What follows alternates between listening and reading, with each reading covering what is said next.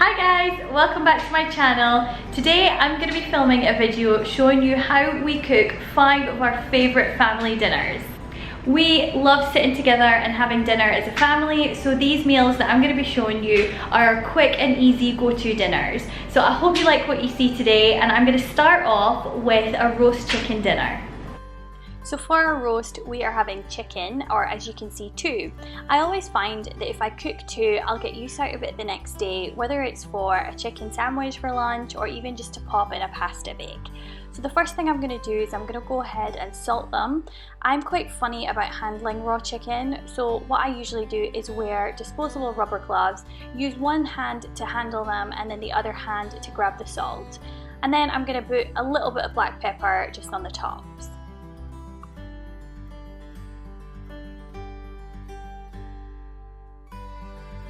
So for my veggies, I'm starting off with a large cauliflower that I've chopped up into florets, as you can see here.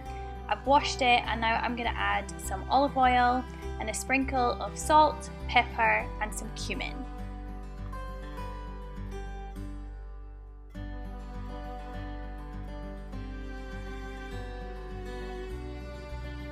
And then for my other veg, I'm going to use 5 carrots that I've peeled and chopped into chunky pieces, and I'm going to use some thyme to give it a bit of flavour. So the first thing I'm going to do before roasting the carrots is I'm going to parboil them for about 5 to 7 minutes.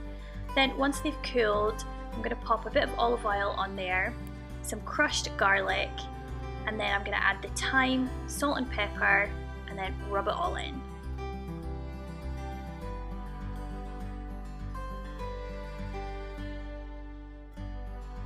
So now that my veg is all flavoured and marinated, I'm going to put it all onto a baking tray. I actually use a baking sheet as well.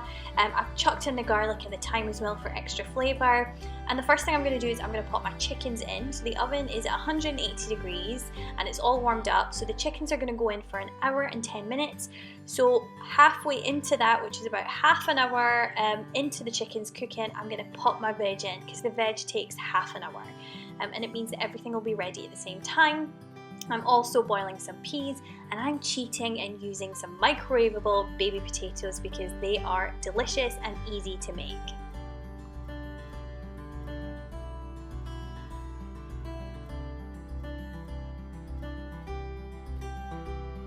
So my chickens are out, they are going to rest for 5 to 10 minutes, and that actually gives me some time to make my cauliflower puree. So I'm going to take half of the cauliflower that I roasted, I'm going to pop it in a food processor, and I'm going to add to it a tablespoon of butter, a tablespoon of cream and a splash of milk to make a delicious cauliflower puree.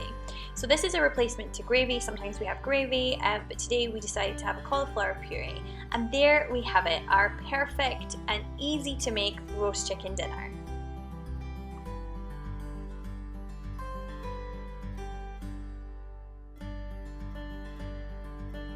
For dinner tonight, we're having meatballs and spaghetti. So for this, you're going to need 500 grams of beef mince, a large red onion, finely chopped. You can use a white onion if you like.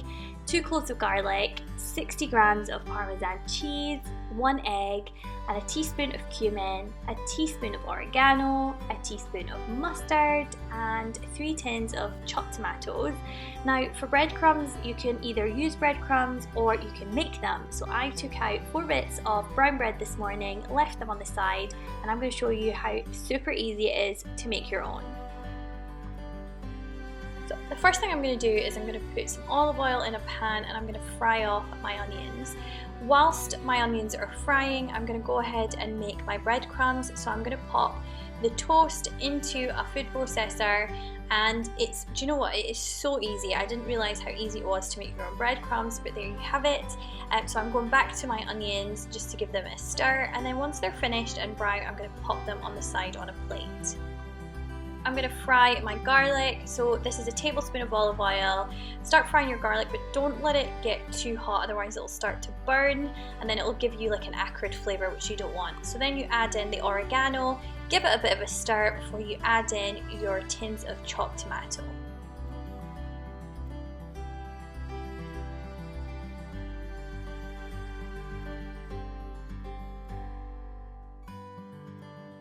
Add in your salt and pepper and then just leave it to simmer for a good 15 to 20 minutes. So next step is to make the meatballs. So I'm going to grate my Parmesan cheese and pop it to the side. Now I'm going to get my seasoning and add that to the mince, which is oregano, cumin and salt. I'm adding in my Parmesan cheese, but I'm leaving about a third of it till later. The egg and the onion that I had on the side that I fried earlier, some salt and pepper and some mustard. Then I'm going to add in breadcrumbs. Now this is a staged process, so what you want to do is you want to start mixing everything together with your hands, and then as you start to feel whether your mince is a bit too wet, you would then accordingly add your breadcrumbs. So I just do it in stages, so I did it about 3 times where I was just mixing the mince and then adding the breadcrumbs in, and then I felt like they were getting to a nice stage where the mince wasn't too wet. And then I'm going to make them into nice little neat balls.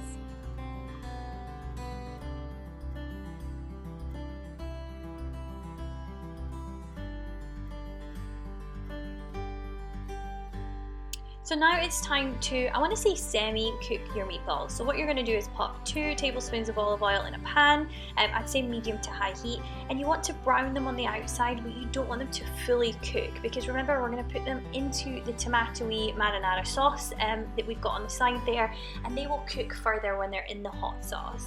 So if you're going to fry them off, then you're just looking for that nice brown colour on the outside, and then here you can see me popping the meatballs into the sauce.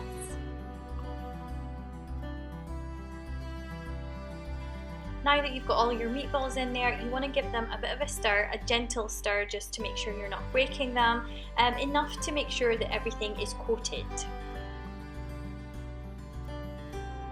So you want to be adding the rest of your Parmesan cheese in now, pop the lid on and pop them in the oven. So I've had the oven on at 180 degrees and they're going to go in there for about 12 to 15 minutes whilst I cook my pasta.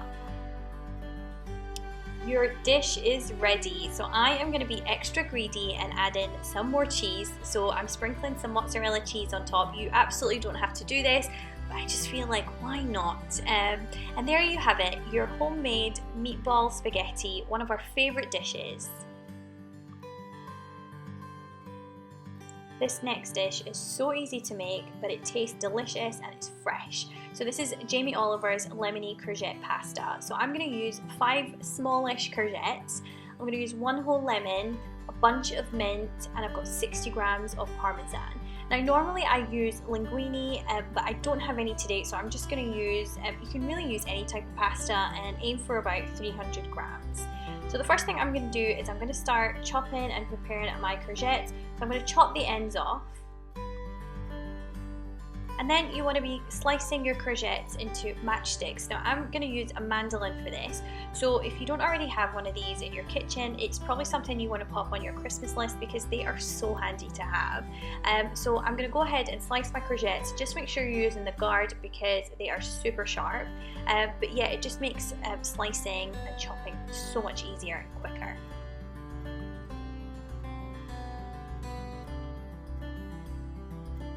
I'm always left with these bits that the mandolin can't quite seem to get because I'm using the guard, so I just use a knife and slice the rest of them.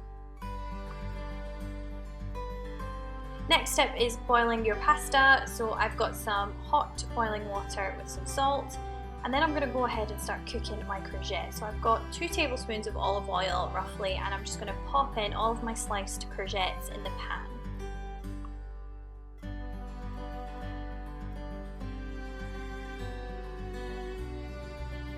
Whilst the courgette is cooking, I'm going to go ahead and finely slice the mint. Season with some salt and pepper.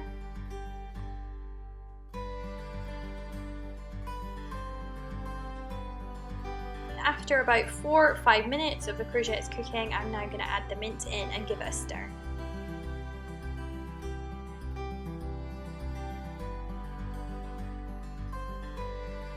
So after a couple of minutes, toss in the pasta that you've already cooked and drained, and then add in a cup of water, either from the cooking water that you used to boil the pasta in, or just some boiling water, and then give it all a nice stir.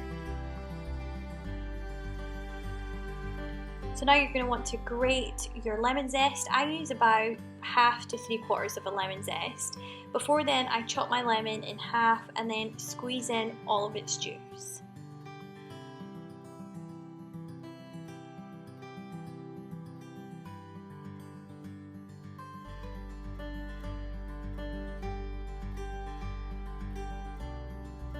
So I've taken it off the heat now and I'm adding in my parmesan cheese, giving it a good stir, and if you have a nice olive oil, you might want to give it just a little drizzle before you serve up.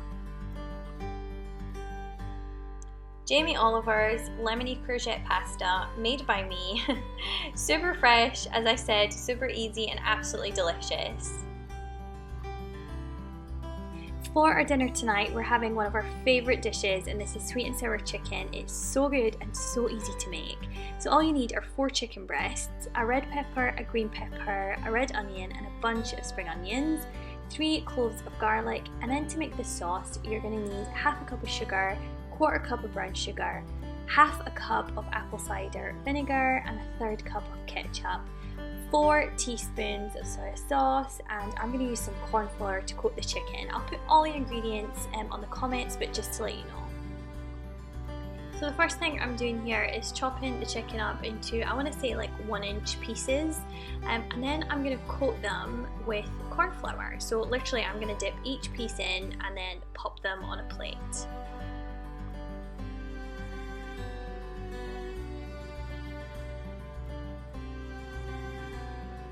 Next up, I'm going to chop up my veg into chunky-ish pieces.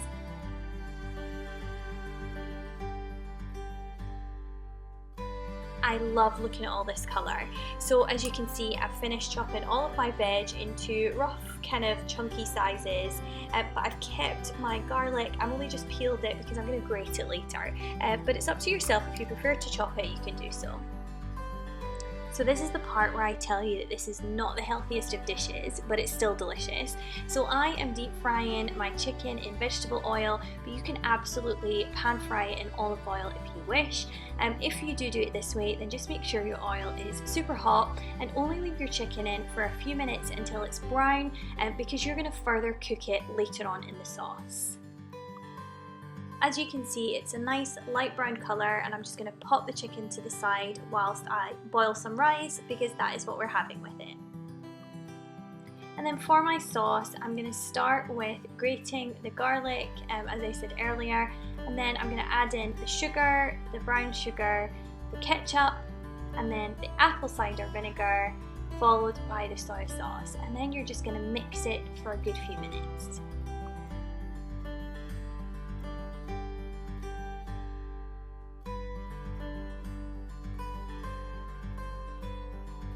So now you've got all of your components together, you've got your rice, you've got your veggies, and you've got your sauce.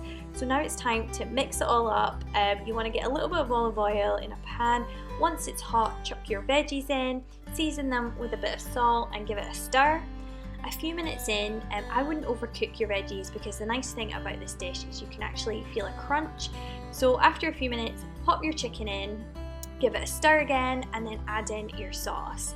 So this is the part where you just leave it for a few minutes to simmer, and then as soon as it starts bubbling, you are pretty much ready. The chicken would have had enough time to finish cooking, and there you go, your very own homemade sweet and sour chicken.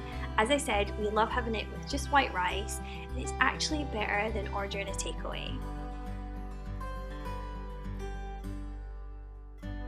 So tonight we're having a veggie chili. So this is one of my quick go-to dishes if I want to pack in lots of veggies. Guaranteed that Jacob will eat it because he loves beans and he loves rice and the sauce, and it means that sometimes he'll pick out some of the veggies. It just depends on how he's feeling. But it's also good if you've got some veggies that are in the fridge lying that you don't want to go to waste, you can just chuck them all in there.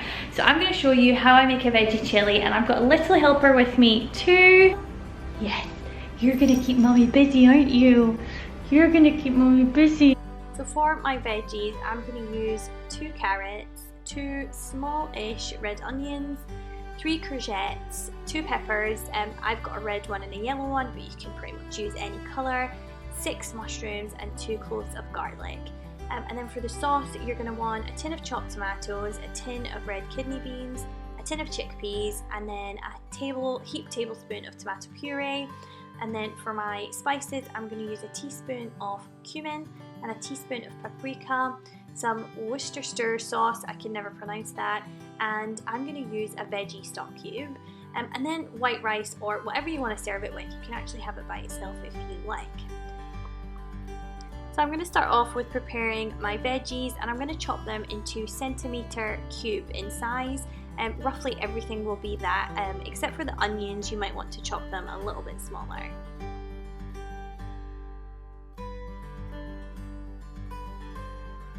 All of my beautiful colourful veggies are all now chopped, except for the garlic. I have chosen to grate it, but you can chop it up if you wish. So the next part is frying your veggies. So you're going to put in a little bit of olive oil in a pan, approximately 2 tablespoons, and then you're going to put your onions in. Give them a few minutes before you add in your carrots, peppers and courgettes, and then give it all a good stir. I always find that frying the onions off first gives it a nice flavour and a nice smell as well.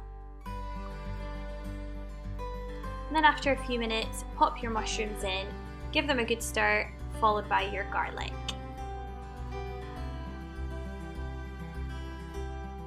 So I'm now going to add in my teaspoon of cumin, teaspoon of paprika, give it a good stir, and then season it with some salt and pepper.